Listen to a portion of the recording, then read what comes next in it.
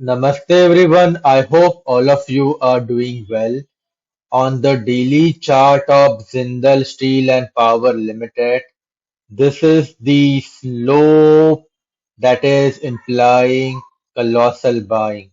Look at the way buyers started accumulating at the level of 300 rupees and they never looked back.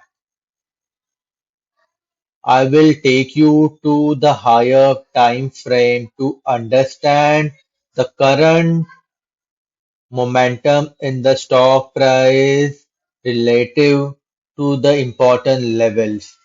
So the most important level I see as of now is 700 rupees.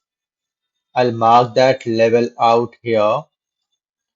On the left hand side of the chart, look at this rally here. There has been increase in the length of bullish candles as the stock price is moving higher in the ladder. The volume activity is quite decent as well. So in the coming week, if we see a good bullish momentum on Monday's session, then I won't be surprised if levels as high as 650 rupees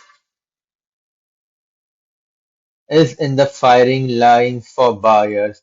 But for that to happen, we need a decent closing above 610 rupees.